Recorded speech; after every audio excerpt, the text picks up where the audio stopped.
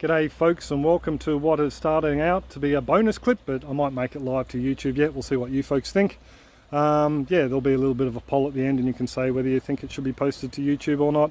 But this clip is primarily just looking at setting up the system again. Obviously we've been out of the house while it's been renovated for 8 to 9 months, and the system has been run as an organic hydroponic system rather than an aquaponic system, because I didn't want to risk losing any fish if the power went out, and yeah, there is no fish in there at the moment. So these plans, by the way, are tentative. They may change down the line, but for the time being I'm thinking about ditching these large round tanks and going back to a basic backyard setup, because there's so many people who keep asking me how do I build a 2 or 3 bed system, and I've got the chop and flip aquaponic system, and I thought I'd just show how you can expand on that to create a slightly larger system. I do have some more of these drums that I bought brand new that have no holes in them. I may use them, or I may use recycled 200 litre drums. We'll just wait and see. But that's what the plan is for now. What I'm thinking is I could probably get away with just using this area here again as I did previously, but I would have it configured slightly different. The idea is to first move the power box because it's in the way. Obviously, as you can see, it's getting sunlight there, so it's taking up valuable winter real estate. I'd rather have a grow bed there, and it will probably go over towards the neighbour's fence where it's out of the way. It does mean I need to do a little bit of digging and get the electrical contractors back in to move it, or I could just run extension cords. We'll just have to wait and see. Now, as for the configuration, we'll move around the other side and I'll explain the configuration. Now, please keep in mind that this is one system that I'll be building. I will actually have 2 systems in this area. The second system, which won't be built for quite some time, will probably involve a 2,000 litre fish tank, which will be situated over where those barrel beds are, a series of filters here, and then the pipe work will run underneath the pathway into my messy hoop house, which hopefully will be rebuilt and cleaned out by then, and then there will be a sump with a pump that will send the water back up to a larger 2,000 litre fish tank over there. I need to make sure that I keep at least this area here back clear so I can fit it all in. Now what I'm thinking is having the fish tank located here, and then I will run it all down that way. So next to the fish tank we will have a primary solids filter, which will be the radial flow separator, and then from there I'll be setting it up a couple of different ways just so I can make a video on it to explain different ways to set up a system. The first way I will hook it up is a single loop, so the water flows from the radial flow filter into the grow beds, into the sump, and then pumped back into the fish tank. The second way I will set it up is as a split flow system.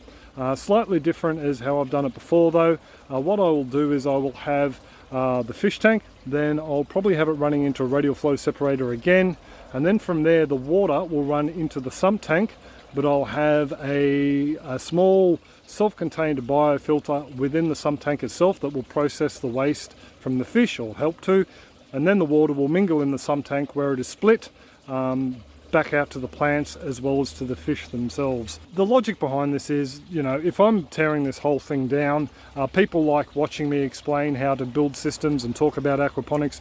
I might as well use it as an opportunity to create, a bloomin' locust just flew in. Use this opportunity to create a couple of informative clips that'll be free for everyone to watch on different ways you can plumb up an aquaponics system in real life rather than just trying to rely on graphics and that sort of thing. So yeah, it's going to be fun, and it isn't going to happen overnight, but yeah, hopefully all this will be sorted out before the jade perch arrive. I think you can start to buy them in November, so we'll get some jade perch in here. I'm only looking at buying 25, so I'll probably end up with about 30 or so, and just use them to run the system. So yeah, that's the plans. And as I've said, there is the other raft bed plan, the raft system plan, but that'll involve a radial flow settler, and then it will have a proper moving bed bioreactor. It will also have a fines filter as well before the water goes out to the rafts, because you don't want a lot of fine solids around the roots of your raft plants. I am playing around with the idea of including a little raft bed in with this system here.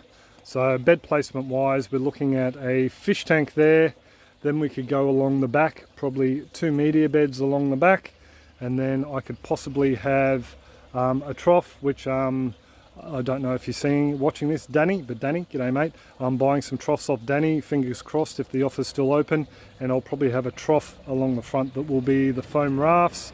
So that's the plans, a little bit up in the air. They may change. I'm figuring I can use the beds I already have here, so I don't have to buy new grow beds. All I would have to do is buy a fish tank, which is an IBC, so we're looking about $150 there. As I said before, I do have 2 of those that I bought off a chap who is getting rid of them, so they got no holes in them. And yeah, the guys who make these have actually closed down, so I can't give you a supplier. And I also do have a couple of blue 200 litre barrels I can use as well.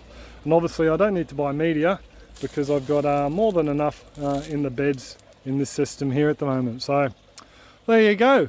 And as I said before, this is a secret clip just for you guys at the moment, but if you think it should be shared to YouTube, all you have to do is vote in that little poll up there, and yeah, vote on whether you think it should be shared or not, and I will make it so after a week or two, just to let people know what's going on. As for other clips down the road, I've actually got one that I'll be sharing, just showing how bad roots can invade a grow bed, to give you a sneak peek. And yeah, I've got a few other ideas up my sleeve as well, even though there won't be fish in here for a while. It's still relevant aquaponic content, I think. So yeah, there you go. Before I go, thank you very much for tuning in and supporting the channel by either watching, visiting, subscribe, supporting us there, or the YouTube membership program, or the donations. I really do appreciate it. But I think I should pretty much all leave it there. I'm probably wobbling the camera around a little bit too much, so take it easy folks, and I'll catch you next clip. Cheers!